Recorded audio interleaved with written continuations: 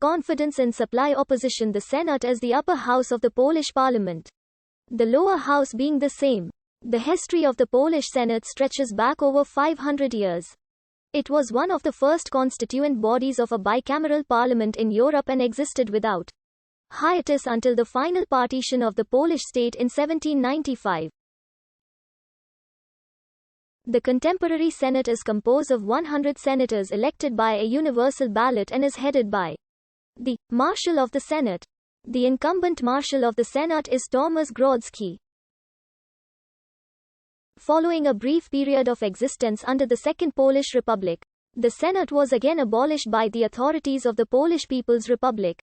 It was not re-established until the collapse of the communist government and reinstatement of democracy in Poland in 1989. The Senate is based in Warsaw and is located in a building which forms part of the same complex on Wietzka Street, in close proximity to the Three Crosses Square and Ujazdał Castle. In line with Article 10, Paragraph 2, and Article 95 of the Polish Constitution of April 2, 1997, the Senate and the Sejm exercises legislative power. The Senate is composed of 100 senators who are elected for a term of 4 years in general election, in a direct vote by secret ballot. Alongside the Sejm, the President of the Polish Republic, the Council of Ministers and all citizens of Poland. The Senate has the right to take legislative initiatives if it is necessary for the Sejm and Senate to convene jointly as a general session of the National Assembly. This joint session will be chaired by the Marshal of the Sejm or by the Marshal of the Senate. The Senate is allowed 30 days to examine any piece of draft legislation passed by the Sejm. 14 days if a bill is considered to be urgent. Any bill submitted by the Sejm to the Senate may be adopted by the latter without any amendments or amended or rejected. Any resolution of the Senate, as a result of which a bill is repealed or amended, is considered to be passed provided it has not been rejected by the Sejm.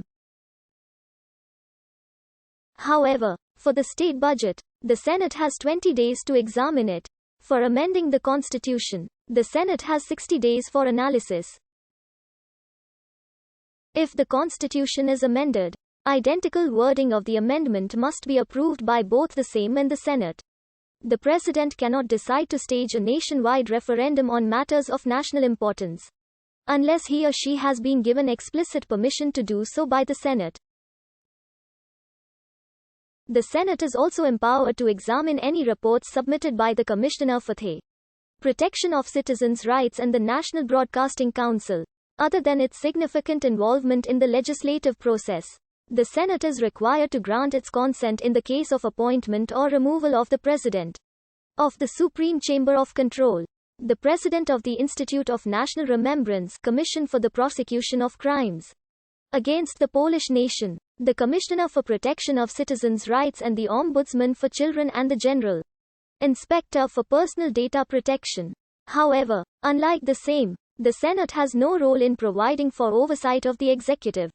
The Senate currently appoints one member of the National Broadcasting Council, 2 members of the Council of the Institute of National Remembrance, 2 of its own senators to sit on the National Judiciary Board and 3 members of the Monetary Policy Council of the National Bank. The Marshal of the Senate and any 30 senators may also request the Constitutional Tribunal to examine any act of domestic legislation or international agreement to check that it complies with the Constitution, ratified international agreements, and other legislation. Since the adoption of the Treaty of Lisbon, the Senate also has the right to report issues about option and implementation of European legislation in Poland to the central authorities of the European Union.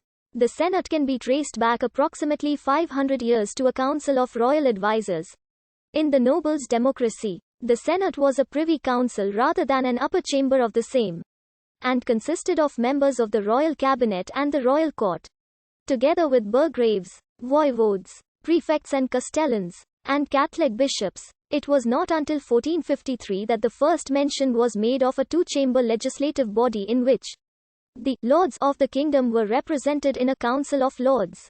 However, by 1493 the Sejm, made up of the king, Senate and Chamber of Envoys was finally established as a permanent legislative body for the Polish kingdom. In 1501 at Mielnik, senators attempted to force the soon-to-be crowned King Alexander I Jagiellon to devolve all royal powers relating to the governing of the state to them.